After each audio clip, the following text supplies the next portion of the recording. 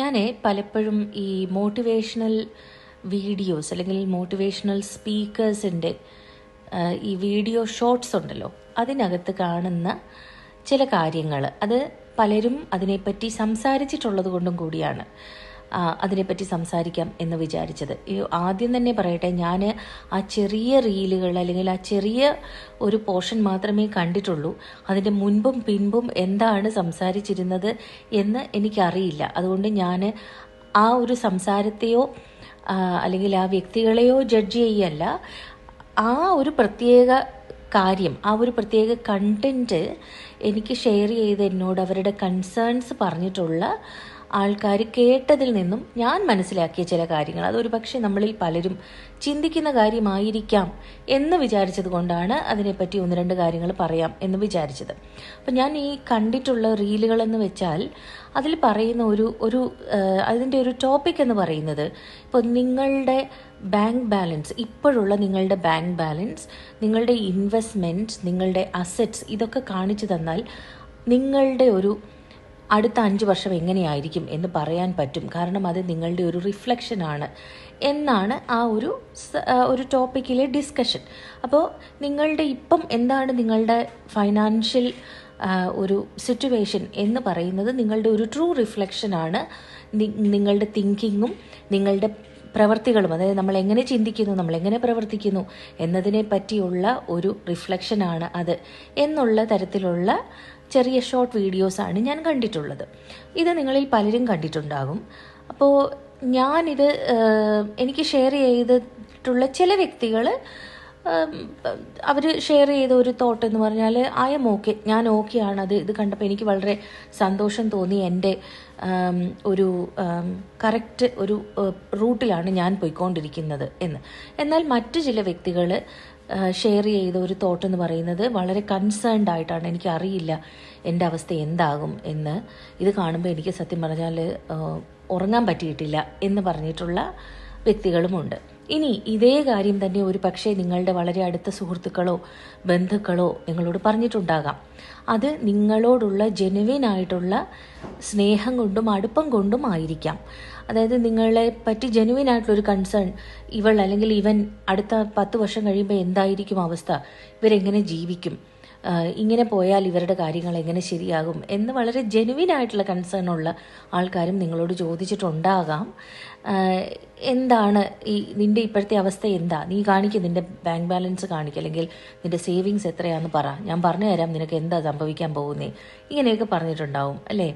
അപ്പോൾ നമുക്കിത് ഒരു കൺസേൺ ആയിട്ട് തോന്നിയിട്ടുള്ള പല ആൾക്കാരും ഉണ്ടാവും. അതായത് എന്തായിരിക്കും എൻ്റെ അവസ്ഥ, ഞാൻ എവിടെ ചെന്ന് നിൽക്കും എന്നുള്ള ഒരു ചിന്ത ഉണ്ടായിട്ടുള്ള ആൾക്കാരുണ്ടാകും. അപ്പോൾ എനിക്ക് അങ്ങനെയുള്ള ചിന്തകൾ ഉണ്ടായിട്ടുണ്ടെങ്കിൽ, ഇത് പറയാൻ കാരണം ഞാനും ഇത്തരത്തിലുള്ള ചോദ്യങ്ങൾ ചിലപ്പോഴൊക്കെ അഭിമുഖീകരിച്ചിട്ടുള്ളൊരു വ്യക്തിയാണ്. അതായത് അങ്ങനെയുള്ള ചോദ്യങ്ങൾ ഞാനും കേട്ടിട്ടുണ്ട്. അതെനിക്കറിയാം എന്തുകൊണ്ടാണ് എന്നോട് ചോദിക്കുന്നത്, എന്നോടുള്ള സ്നേഹം കൊണ്ടാണ് എന്നൊക്കെ എനിക്കറിയാം. അപ്പോൾ എനിക്ക് അതിനെപ്പറ്റി പറയാനുള്ളത്, നമ്മളുടെ അവസ്ഥ, അതായത് നമ്മളിപ്പോൾ ഏതവസ്ഥയിൽ നിൽക്കുന്നു, നമ്മൾ എന്താണ് കടന്നു പോയത്, നമ്മൾ എന്തവസ്ഥയെയാണ് നമ്മൾ ഫേസ് ചെയ്തിട്ടുള്ളത് എന്നൊക്കെ ഉള്ളത് നമുക്ക് മാത്രം അറിയാവുന്ന ഒരു കാര്യമാണ്. മറ്റൊരാൾക്ക് പലപ്പോഴും നമ്മളുടെ അവസ്ഥകൾ അല്ലെങ്കിൽ നമ്മളുടെ ജീവിതത്തിൽ സംഭവിച്ചിട്ടുള്ള പല കാര്യങ്ങളും ഒരു സ്റ്റോറിയാണ്. അതാരുടെയും കുറ്റമല്ല, അത് അനുഭവിക്കുന്നവർക്ക് മാത്രമാണ് അത് മനസ്സിലാവുക.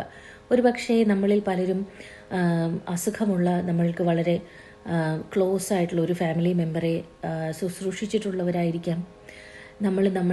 ചിലപ്പോൾ നമ്മളുടെ സേവിങ്സും നമ്മളുടെ കയ്യിലുള്ള പണവും നമ്മളുടെ കഴിവും നമ്മളുടെ സമയവും ഒക്കെ മറ്റൊരാൾക്ക്, നമ്മൾക്ക് വളരെ ക്ലോസ് ആയിട്ടുള്ള ഒരാൾക്ക് വേണ്ടിയിട്ട് ചിലവാക്കിയിട്ടുള്ളവരായിരിക്കാം.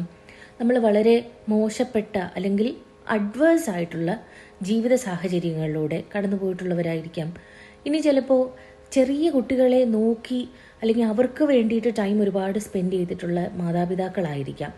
എൻ്റെ ഒരു ഫ്രണ്ടിന് 4 വയസ്സുള്ളൊരു മൂത്ത കുട്ടിയും അവരുടെ മൂത്ത കുട്ടിക്ക് 4 വയസ്സായപ്പോഴാണ് അവർ രണ്ടാമത് അവർക്ക് കുട്ടികളുണ്ടായത്. അത് ഒരു പ്രസവത്തിൽ ട്രിപ്ലറ്റ്സ് ആയിരുന്നു, 3 കുട്ടികൾ. അപ്പോൾ ഒന്ന് ആലോചിച്ച് നോക്കുക ആ അമ്മയുടെ അവസ്ഥ. ആ അമ്മ 4 കുട്ടികളെ, അത് ചെറിയ 4 കുട്ടികളെ വളർത്തി എത്രയോ വർഷം അവർക്ക് വേണ്ടിയിട്ട് ആ അമ്മയുടെ സമയവും ആരോഗ്യവും അവരുടെ ബുദ്ധിയും അവരുടെ കഴിവും എല്ലാം അതിനുവേണ്ടി ഉപയോഗിച്ചിട്ടുണ്ട്. ഒരു PhD ഹോൾഡറാണ് ആ അമ്മ. അപ്പോൾ ആലോചിച്ച് നോക്കണം അവരെത്രമാത്രം അവരുടെ ലൈഫ് അഡ്ജസ്റ്റ് ചെയ്തിരുന്നു എന്ന്. അപ്പോൾ അങ്ങനെ നമ്മളുടെ കഥകൾ അല്ലെങ്കിൽ നമ്മളുടെ സാഹചര്യങ്ങൾ നമുക്ക് മാത്രം മനസ്സിലാവുന്നതാണ്. അപ്പോൾ നമ്മളുടെ ഇപ്പോഴത്തെ ബാങ്ക് ബാലൻസോ നമ്മളുടെ സേവിങ്സോ നമ്മളുടെ ഇൻവെസ്റ്റ്മെൻറ്റോ അല്ലെങ്കിൽ നമ്മളുടെ അസറ്റ്സോ നമ്മളുടെ ഒരു ട്രൂ റിഫ്ലക്ഷൻ ആകണമെന്നില്ല പലപ്പോഴും. എല്ലാവരും അങ്ങനെയാണെന്നല്ല, പക്ഷേ നമുക്ക് ഇപ്പോൾ അങ്ങനെ അല്ലാത്തത് കൊണ്ട് നാളെ നമുക്ക് ശരിയാക്കാൻ പറ്റില്ല എന്നൊന്നുമില്ല. അപ്പോൾ അതുകൊണ്ട് അങ്ങനെയുള്ള റീലുകൾ കാണുമ്പോൾ അല്ലെങ്കിൽ അങ്ങനെയുള്ള സംസാരങ്ങൾ നിങ്ങളിലേക്ക് വരുമ്പോൾ നിങ്ങൾ കൺസേൺഡ് ആവാതെ നമ്മളത് മനസ്സിലാക്കുക.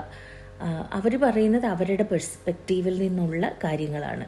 നമ്മളുടെ സാഹചര്യങ്ങൾ നമുക്ക് മാത്രം മനസ്സിലാകുന്ന സാഹചര്യങ്ങളാണ്. അപ്പോൾ ഇപ്പം 0 ബാലൻസ് ആയതുകൊണ്ട് നാളെ 0 തന്നെ ആവണം എന്നില്ല. അതിന് വേണ്ടിയിട്ട് നമുക്ക് വർക്ക് ചെയ്യാം, അല്ലേ? നമുക്കതിന് വേണ്ടിയിട്ട് ഒരുപാട് പ്രയത്നിക്കാം, നമുക്കത് നന്നാക്കി എടുക്കാനൊക്കെ സാധിക്കും. അപ്പോൾ ആരെങ്കിലും നിങ്ങളോട് അങ്ങനെ ചോദിക്കുകയാണ്, നീ എന്ത് ചെയ്യുക എന്ന് ചോദിക്കുകയാണെങ്കിൽ, ഞാൻ എൻ്റെ ജീവിതം നന്നാക്കാനുള്ള ശ്രമങ്ങൾ നടത്തിക്കൊണ്ടിരിക്കുകയാണ്, അല്ലെ അതിനുള്ള വർക്ക് ഞാൻ തുടർന്നുകൊണ്ടേയിരിക്കുകയാണെന്ന് വളരെ സമാധാനമായിട്ട് നമുക്ക് അവരോട് മറുപടി പറയാം. ഒരിക്കലും ഇങ്ങനെയുള്ള ചോദ്യങ്ങളോ അല്ലെങ്കിൽ ഇങ്ങനെയുള്ള വീഡിയോകളോ നമ്മളെ തളർത്താൻ അനുവദിക്കാതിരിക്കുക. ഒരിക്കലും അത് നമ്മളുടെ ഒരു ട്രൂ റിഫ്ലക്ഷൻ അല്ല. മനുഷ്യർക്ക് ചേഞ്ചസ് എപ്പോഴും ഉണ്ടായിക്കൊണ്ടേയിരിക്കും. നമ്മൾ 5 വർഷം മുൻപ് നിന്ന സ്ഥലത്തായിരിക്കില്ല ചിലപ്പോൾ നമ്മൾ ഇന്ന് നിൽക്കുന്നത്. നമ്മളുടെ ചിന്തകൾ മാറിയിട്ടുണ്ടാകാം, നമ്മളുടെ അറിവ് മാറിയിട്ടുണ്ടാകും, നമ്മളുടെ മെച്യൂരിറ്റിയുടെ ലെവല് മാറിയിട്ടുണ്ടാകും, ഒരുപാട് മാറ്റങ്ങൾ നമുക്കുണ്ടാകും, അല്ലേ? അപ്പോൾ ഒരിക്കലും അടുത്ത 5 വർഷത്തിൽ നിങ്ങൾ ഇവിടെ തന്നെ ആയിരിക്കും, അല്ലെ ഈ ഒരു സ്ഥാനം തന്നെ ആയിരിക്കും നിങ്ങൾക്ക് എന്ന് ചിന്തിക്കാതിരിക്കുക. ഇപ്പം എന്തവസ്ഥയാണോ അവിടെ നിന്നും കൂടുതൽ നമ്മളുടെ ജീവിതത്തെ മനോഹരമാക്കാൻ വേണ്ടി പരിശ്രമിച്ചു കൊണ്ടേയിരിക്കുക.